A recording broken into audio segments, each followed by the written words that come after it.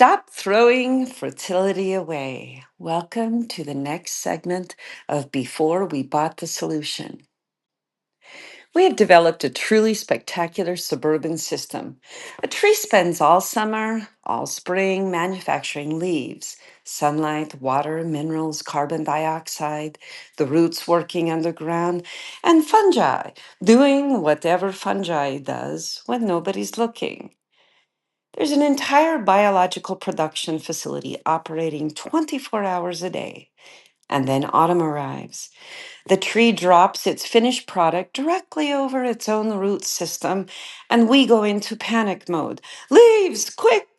Get a rake, get a blower, get 12 enormous bags. Somebody, call a truck. We gather up everything that the tree just manufactured. We bag it up, we drag it to the curb, and we send it away. And when spring arrives, we stand in a garden center staring at a bag labeled Premium Soil Builder. And we wonder if we should buy two. Two? You just threw out 12.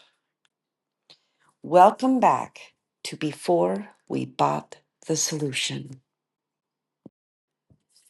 Stop throwing fertility away. And today we're going to follow the nutrients, not spiritually, not metaphorically. We're going to actually follow them. Where did they come from? Where did they go? And why are we paying somebody to haul them away? Well, someone finally started keeping the books. And our story begins with a German chemist named Justus von Liebig. In 1840, Liebig published Chemistry in its application to agriculture and physiology. And that work helped launch agricultural chemistry as an actual scientific discipline. Before this, farmers obviously knew that their fields could become exhausted. They weren't stupid, they could see it. Grow the same crop over and over, remove the harvest over and over, and eventually the field begins looking like it has been through something horrible. And Liebig helped put chemistry behind the observation. Plants are built from material. Mineral elements matter. And when you remove the crop, some of that material leaves with it. Seems pretty obvious now. But someone had to actually work out the chemistry. Grow wheat, harvest wheat, sell wheat. Congratulations, you have just shipped part of your soil fertility to Chicago or London or wherever the wheat went. Agriculture suddenly had an accounting department, and the accounting department had unfortunate news. Someone was making withdrawals. Then Boussingault shows up with a calculator. Now meet Jean-Baptiste Boussingault. Wonderful name. Sounds like a man who would absolutely correct the waiter about the wine list. But Boussingault was a French chemist and agricultural researcher. And he didn't just want to know whether fertility moved. He wanted the numbers. He carried out agricultural experiments on his farm in Bechelbronn. And his major work, Economie Rurale, appeared in the 1840s. Boussingault examined things like carbon and nitrogen moving through crops, livestock, food, manure, and soil. So imagine this poor cow. She thinks she's having lunch.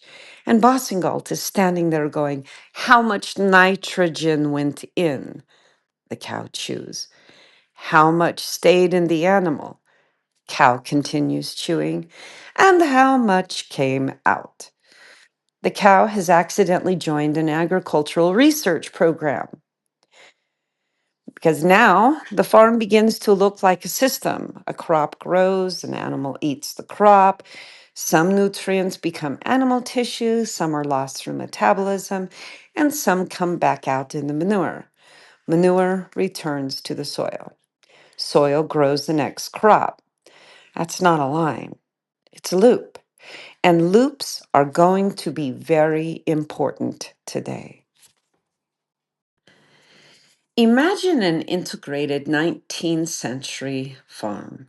You have grain, you have straw, you have livestock, you have bedding, manure, and fields, and everything is inconveniently close together, which, as it turns out, has advantages. The wheat produces grain, the grain leaves for food, the straw remains. Is the straw garbage? No. The straw can become bedding. Now the cow stands on it. The bedding absorbs manure and urine. Wonderful, right? The straw now has a second career. And then that mixture is moved out of the barn and returned to the field. The third career. The soil receives organic material and nutrients, and another crop grows. Fourth career. This straw is more employable than most of the rest of us. And it's an important part of this. The material stays inside the agricultural system for more than just one job. That is completely different from our modern suburban routine. A plant grows, it gets trimmed, the plant becomes trash, end of resume. Farmers were obsessed with manure for a reason. 19th century agricultural writing spends an amazing amount of time discussing manure, how to store it, how to protect it, how to keep the rain from washing through it, how much value was lost if liquids drained away, how bedding affected it, how it spreads, how to spread it, when to spread it, and what it contained. They weren't doing this because manure was a delightful conversation topic. They were doing it because it represented fertility.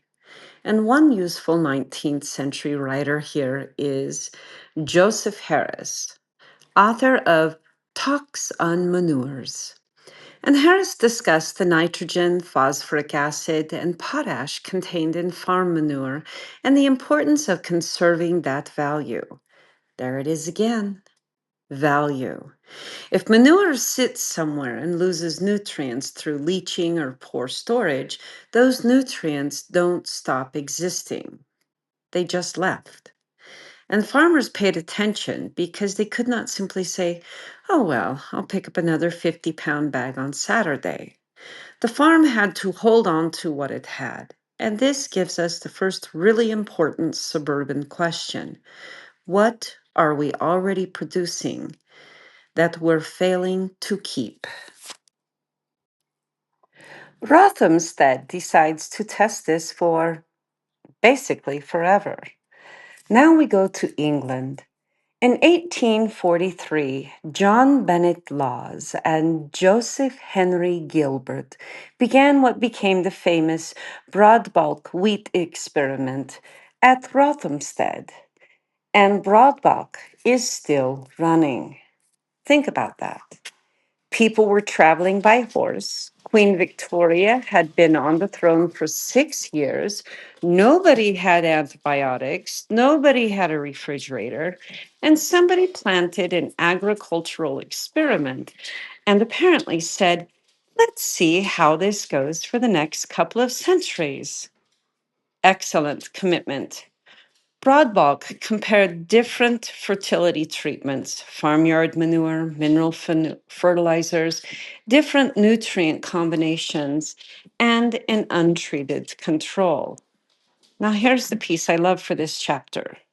One of the long running treatments used farmyard manure from cattle housed on cereal straw. There is our loop again.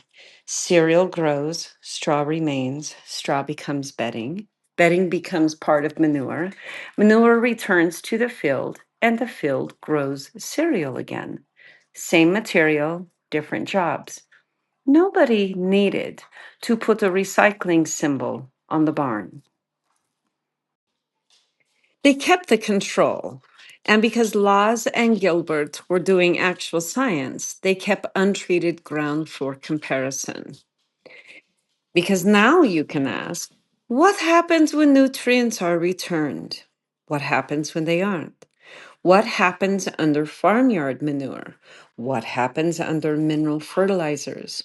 What happens to the yield? What happens to soil carbon? And what happens to nitrogen? And because this experiment continued for generations, modern Rothamsted researchers have inherited something extraordinary, a time machine made of wheat.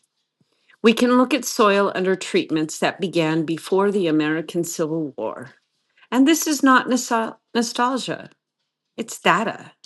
And it tells us something we need to remember in a suburban yard, that leaves matter, what returns matters, and time matters. Now come home and look at a tree. So let's return to our suburban landscape. We have a maple tree, or an oak, or an ornamental pear, because apparently somewhere in America there was a meeting and everyone agreed that we needed one. And all summer that tree is building tissue. Leaves contain nutrients, they contain carbon.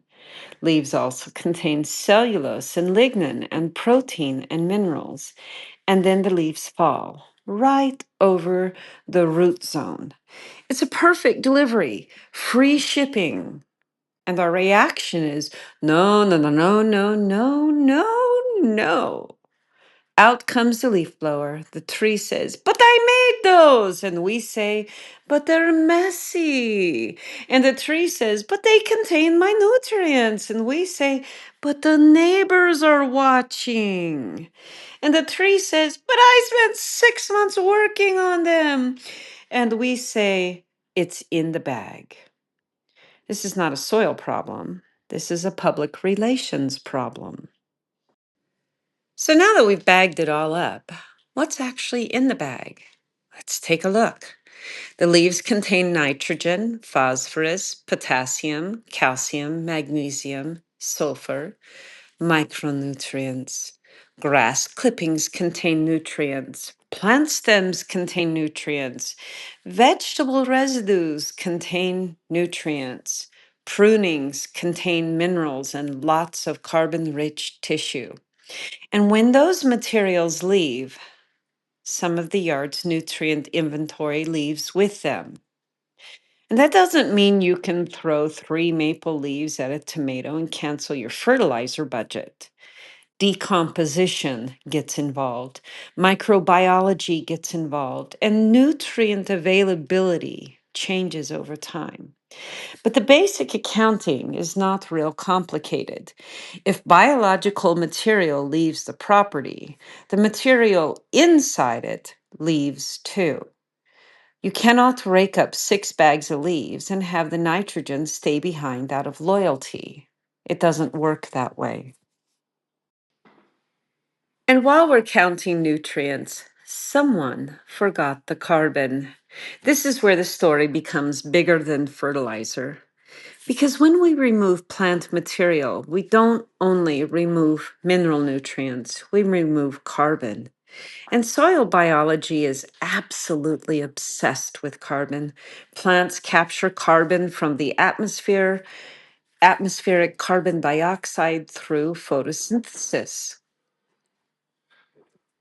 They build carbon rich tissues, leaves, stems, roots, woods, sugars, structural compounds, and then those materials become food and habitat for other organisms bacteria, fungi, invertebrates, earthworm, a whole biological workforce. So every time we remove organic material, we are deciding whether that carbon stays in the local biological system or goes somewhere else. Again, nothing mystical, just logistics. And carbon has an address too. And Darwin gets the leftovers. And this is where our old friend Charles Darwin comes back. Darwin spent decades studying earthworms and finally published The Formation of Vegetable Mold Through the Action of Worms in 1881.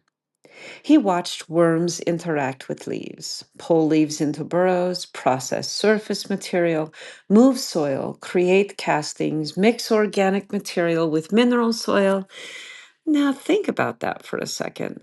Darwin spent years observing what happens after leaves hit the ground.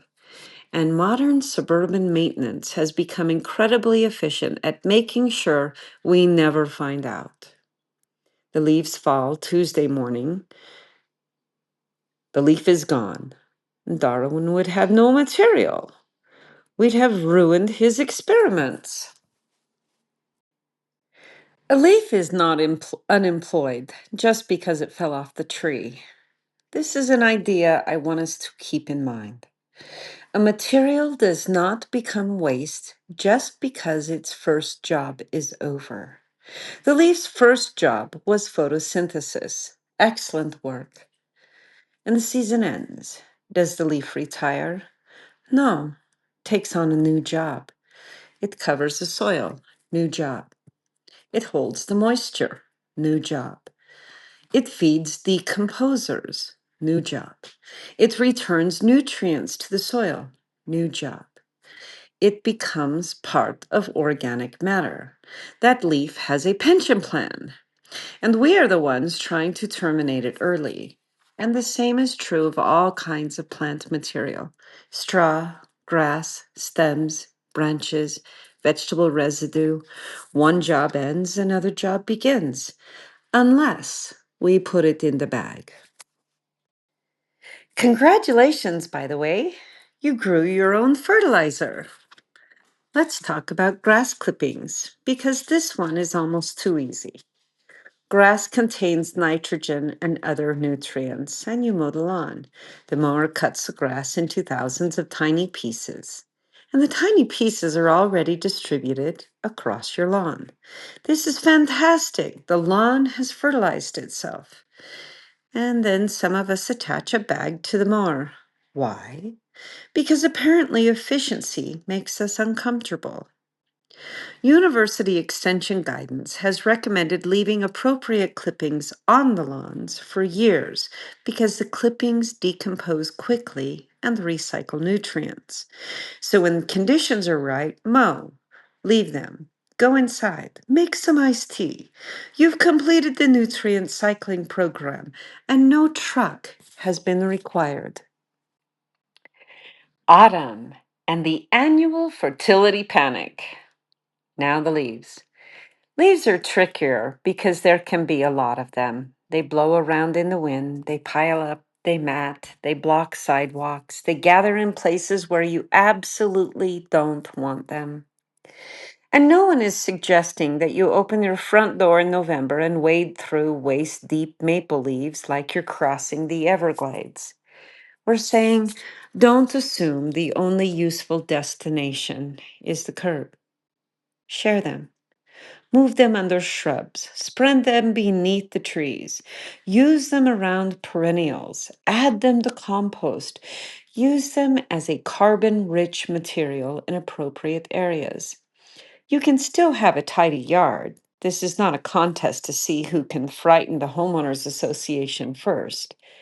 The goal is to keep more material working. So you pruned the shrub. Congratulations! You grew mulch. Now woody prunings, branches, twigs, shrub cuttings. What do we usually do? Well, we make a pile of them. We bundle them up and we haul them away. But woody material is carbon. And if chipped appropriately, it becomes a surface material. It can also become a habitat. Smaller pieces can enter compost systems. Larger pieces may be useful in ecological areas. You already spent water and sunlight and time growing it. Now it has another job. This is starting to sound a lot less like gardening and a whole lot more like human resources. Mr. Branch, your position in the lilac has been eliminated, but we do have an opening in the mulch department. Dead stems, please report to your next assignment. Herbaceous perennials give us another opportunity.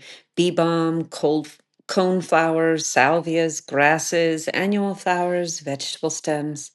At the end of the season, they're not necessarily worthless. Some standing stems provide overwintering habitat. Some material can be chopped and returned, and some belongs in the compost. Some becomes surface organic matter. The key is we're making decisions based on function, not based on some old rule. Dead looking thing equals garbage, because ecosystems are full of dead things. That's where a remarkable amount of biology is happening. The vegetable garden is a professional nutrient exporter. And vegetable gardens are particularly interesting because we're deliberately removing the material. And that's the point. We grow tomatoes because we intend to eat the tomatoes. No one is going to stand over a tomato and say, sorry, nutrient cycle, you stay here. We're eating lunch. But think about what happens afterwards. Tomatoes leave, squash leaves, beans leave, corn leaves. Then at the end of the season, the stalks leave, the vines leave, the leaves leave, and the roots may get pulled out. The weeds leave, everything leaves. And then in the spring, we say, the bed seems tired. Yes, it has been robbed, politely with baskets. For healthy plant material, we can return some of that residue through composting, surface return, or other appropriate methods. The food leaves. The whole biological support system doesn't have to. Compost, the yard's transfer station. Now, compost gets its own chapter later. So today we're not going to spend 30 minutes discussing carbon to nitrogen ratios while everyone quietly leaves the room. For now, compost is simple. It's the transfer station.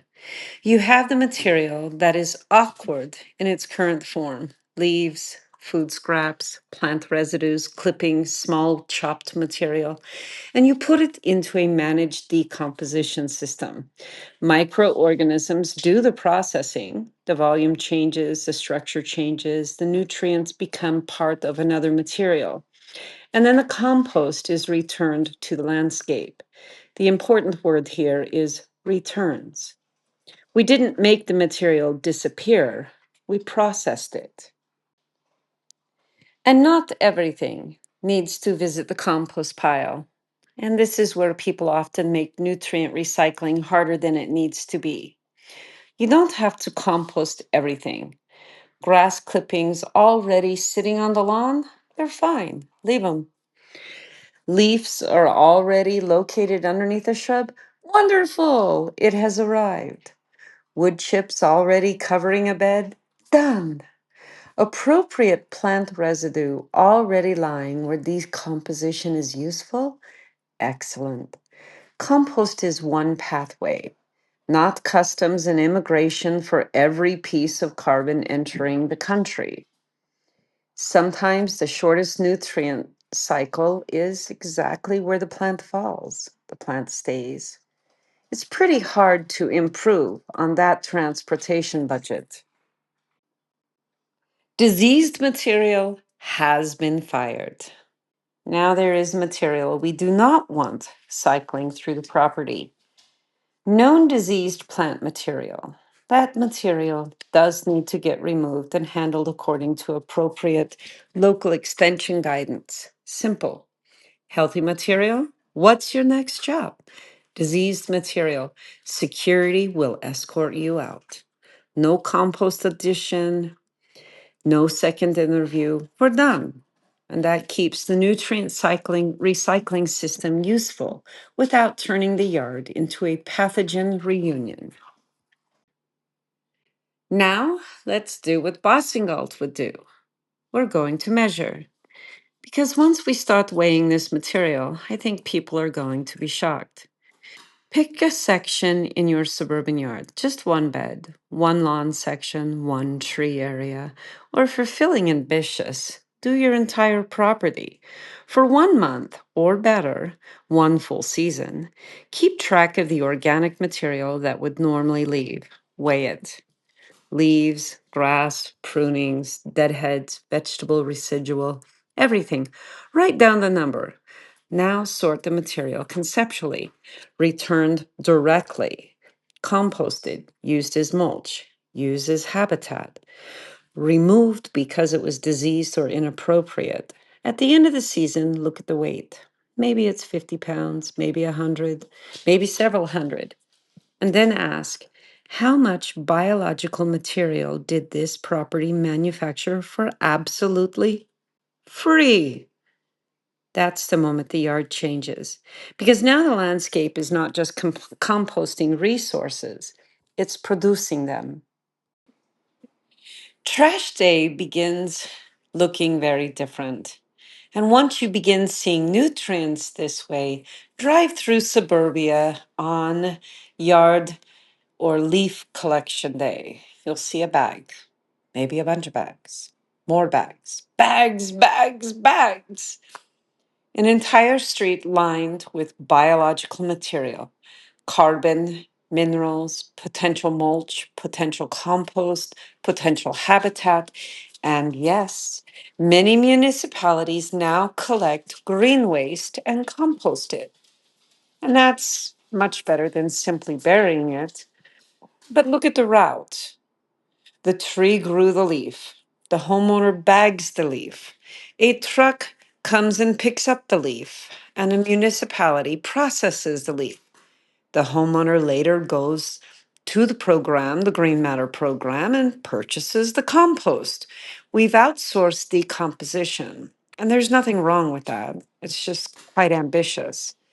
There are many occasions where municipal processing is exactly the right answer. But before we send the truck, maybe we should ask, could this leaf travel maybe just 6 feet instead of 26 miles?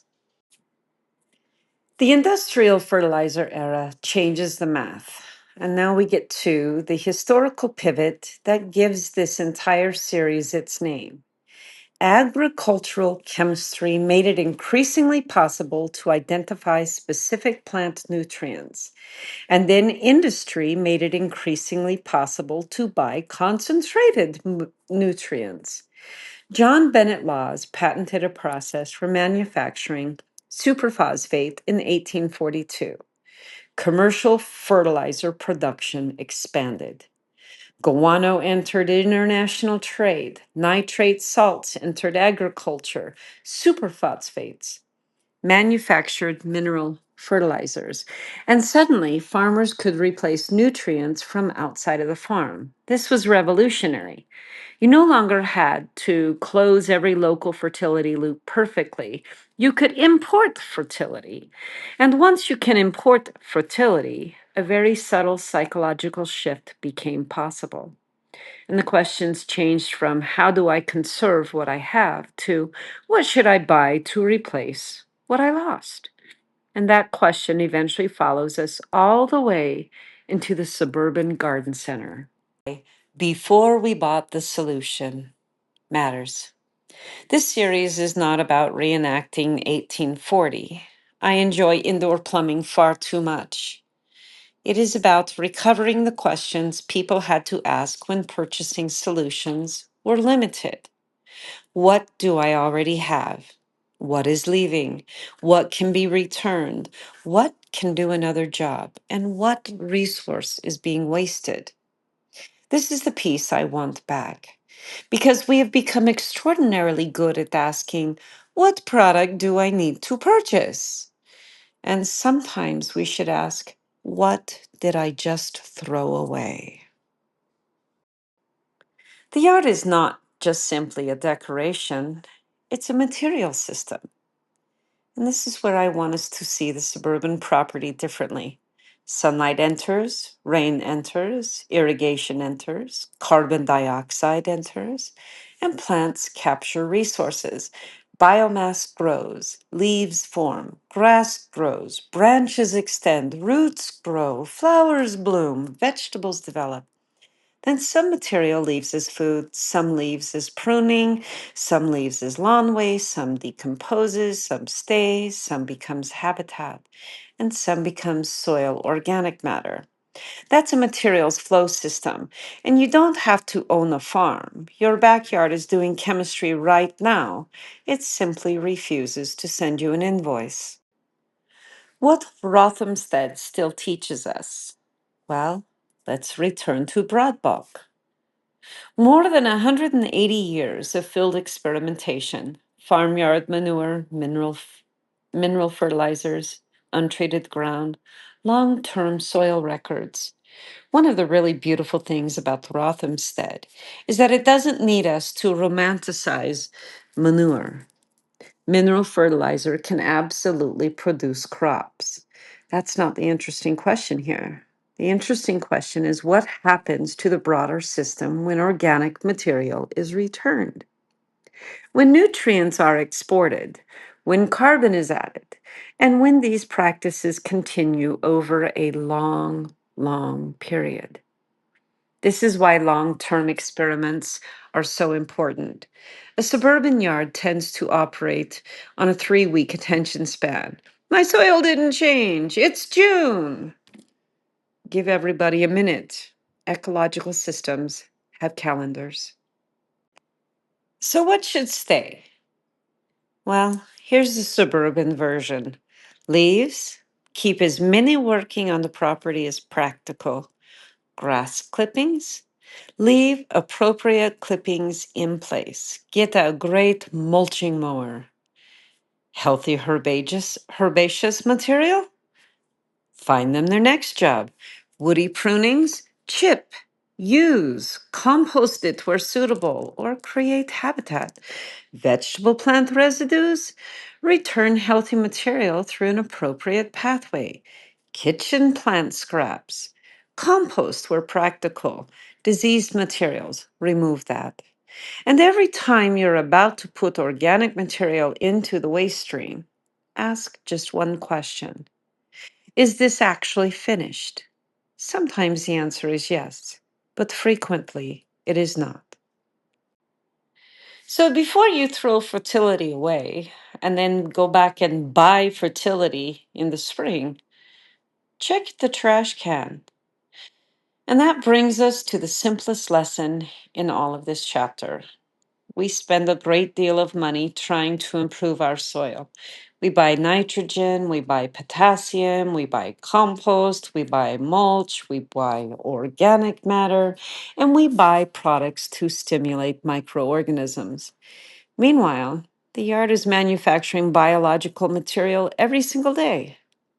So before you purchase fertility, look at what you're removing and throwing away, because you may already own a big part of the solution. It is sitting in your leaf pile, or it's inside the mower bag, or it's in the branches you just cut off, or it's in the stems you're carrying toward the trash can. And that leads us right back to Liebig. Fertility moves. Boussingault kept track of where it moves. Lawes and Gilbert test what happens when you return it. And Darwin, he watched what organisms do with it after it gets there. Different researchers, different questions, but the same fundamental system. In conclusion, stop throwing fertility away. So let's try our suburban routine one more time. A tree grows leaves, and the leaves fall. And this time, we don't panic. We look at them. Where can they work? Grass gets cut. Where can those nutrients stay? Shrubs get pruned. What job does that material have next? And the vegetable season ends. What healthy material can we return? And now the yard begins doing something extraordinary. It starts keeping more of what it produces, and the nutrient cycle gets shorter. The carbon cycle gets shorter. The truck routes get shorter. And sometimes the shopping lists get shorter too. Before agriculture could easily buy fertility from somewhere else, conserving fertility was part of survival. The 19th century researchers put numbers behind that reality. We have better science now. We have better microscopes, better chemistry, and better measurements. But we can still ask the same wonderfully practical question. Before this leaves my property, does it have another job? Because the most expensive fertility in your yard is probably the fertility you already grew, bagged, drugged to the curb, and paid someone else to haul away for you. Healthy soil grows healthy ecosystems.